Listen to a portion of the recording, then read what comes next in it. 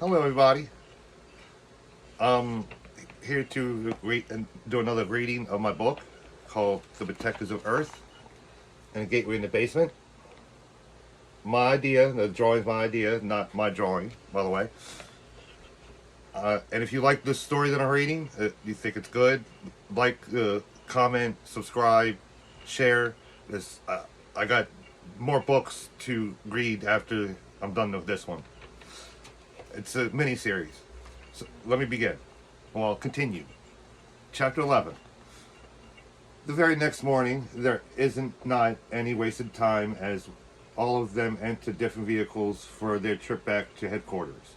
Brett, Frank, and Rebecca all enter Brett's car, with Brett driving and Rebecca in the passenger seat, while Jacob, Brittany, and Nick enter Jacob's car with Jacob driving, Brittany in the passenger seat, and Nick is sitting right behind her.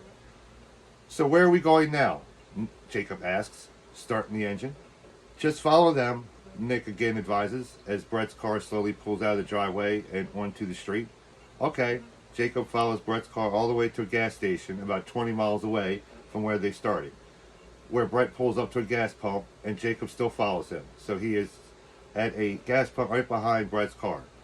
Everybody then gets out of their respectable seats so they can all get out to stretch their legs for starters.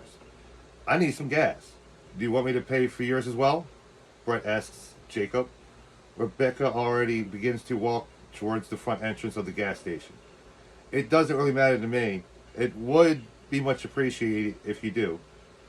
It's on me, and I'll buy some food for the rest of the trip. The one thing the protectors of Earth do well is take care of their agents.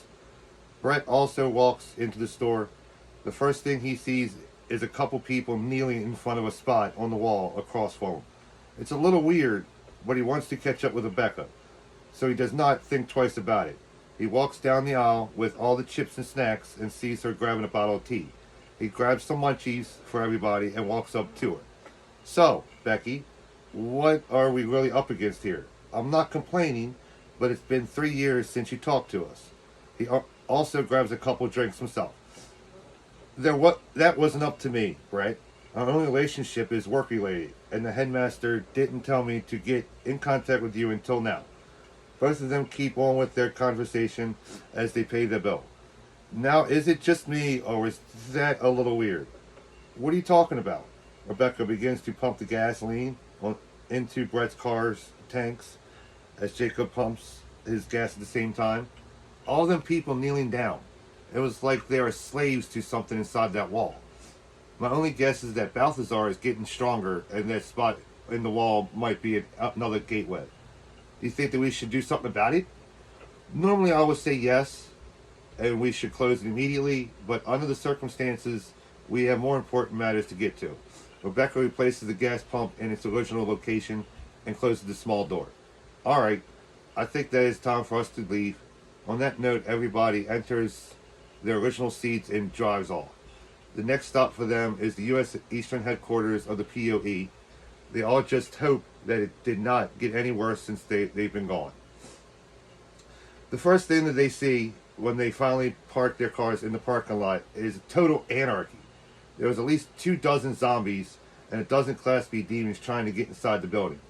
There are 2 field agents and 4 guards defending the front doors. We have to help them. They won't last forever by themselves.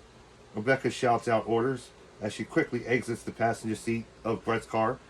As soon as she slams the door closed, she takes out her sword and is ready to attack by herself if necessary. Well, round 2. Nick exits the car second. Then everybody else follows. They jump right in the middle of a herd of zombies, swinging their swords around and slicing off heads in this process. The zombies kill off the 6 guards. One by one, they hear screaming as their flesh gets ripped from their bones by decaying teeth. Once all 6 bodies that were guarding the door are now just a big pile of bone and muscle, the zombies get inside the warehouse. So Rebecca and her team step it up a notch and kill the rest of the living zombies that are surrounding them.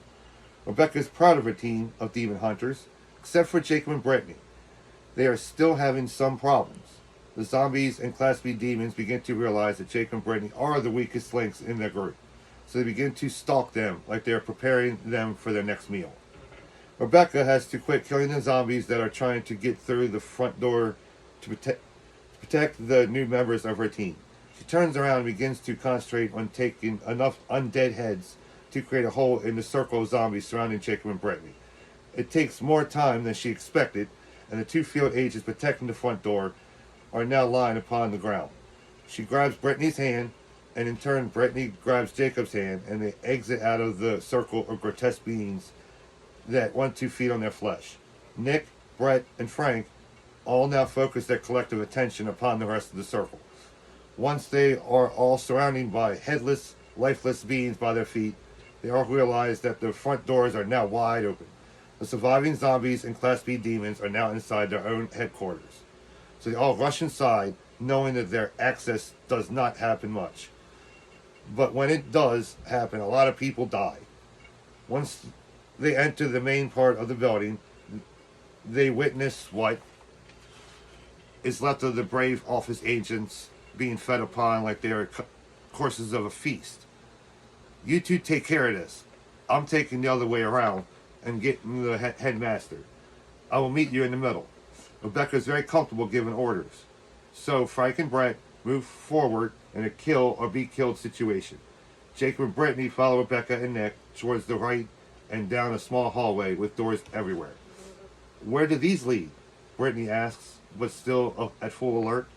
Each door leads to a different department. You will be surprised how many supernatural forces and beings that are trying to conquer or destroy this world. Nick answers. It doesn't really surprise me much. Human beings that are still living seem to have an uncomfortable urge to kill each other. Rebecca gets to the end of the hallway first, so she opens the door and walks through it. Nick, Jacob, and Brittany follow without any thought in their minds other than to survive. The headmaster is standing behind his desk in the middle of the room. He is getting some of his necessities packed for his departure. We are right on time, aren't we, headmaster? Nick looks at his grandfather's face and knows that he is not in a joking mood. All right, but you have to admit, though, you are happy to see us. The headmaster grins at him. Don't bother with him. We need to get out of here. Rebecca takes a glance at the computer screens that are on top of the headmaster's desks. Seeing that Balthazar has sent more of his minions, and wave 2 of his attack is right at the front door. Now! This time there is more urgency in her voice. Everybody in the room grabs what they can carry. They all follow Rebecca out of the door, still focused on surviving with their guards up, weapons out, and ready to strike. But as they walk through the building and into the room Brett and Frank are in, they realize that there is not any zombies or Class B demons left alive. Frank and Brett are comfortably sitting on the couch. Hey, Becky, it's about time you showed up. Didn't I tell you that we are ready to get back out into the field? Brett gloats. To be honest, I am a little impressed, but they were just minions.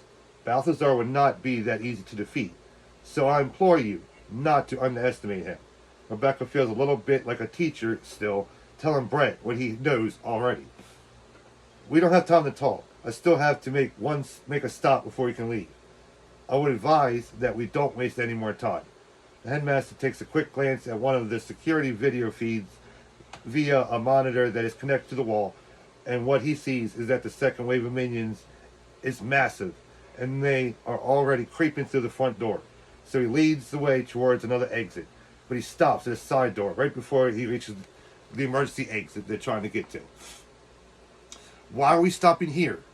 What is so important inside this room? Brittany is a little worried about all these zombies that are on their tails. It's just important. That's all I can tell you. Now everybody stand guard until I come out. It is imperative that I get what's in this room. Yes, headmaster. Rebecca unsheathes her sword just in case of another wave of zombies and class demons show up. She wants to be ready. She is not alone either. Everybody takes out their weapons, if not already out, getting ready for another fight. The door opens and the headmaster exits out of it carrying a blue briefcase in his left hand and a sword in his carrying case around his neck. Alright, let's get out of here. Rebecca and Nick take point and enter the door that leads them outside first. Right from the get-go, there's zombies on both sides of them. All of them are growling, ready to eat. Rebecca, Nick, Brett, and Frank form a circle surrounding Jacob, Brittany, and the headmaster. Every zombie that tries to get up close and personal gets beheaded, or gets the tip of a blade jammed into their head or face. But the zombies are relentless. Every time they kill one of them, another one immediately takes his place. Brittany begins to shoot some of her arrows at them. At the same time, Jacob gets out 2 guns and begins to fire bullets at all of his targets. The sound of every bullet echoes throughout the parking lot. They begin to slowly, all together, walk over towards their 2 separate cars, but luckily they are beside each other, killing as many zombies as they can without breaking the circle.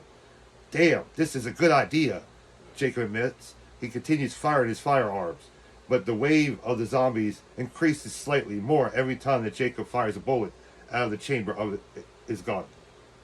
It doesn't last for about a few minutes, but it lasts even less time when someone is shooting off a gun. Don't you know that sound attracts them? Brett yells, but it does not matter in the least, seeing that they are standing in between the 2 vehicles that brought them all there.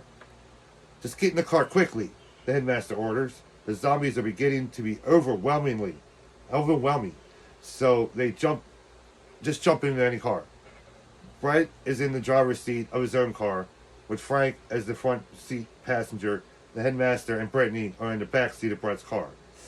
Rebecca drives Jacob's car, with Nick sitting in the front passenger seat.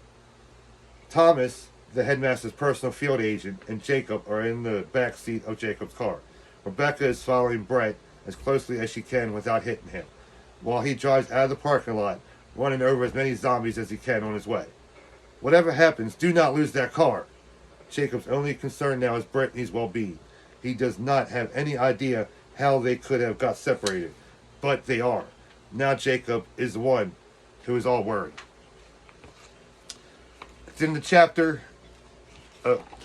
Follow for chapter 12, because believe me, the books, that was a good action scene, right? It gets a lot better as it goes. Okay? So like, comment, subscribe, share.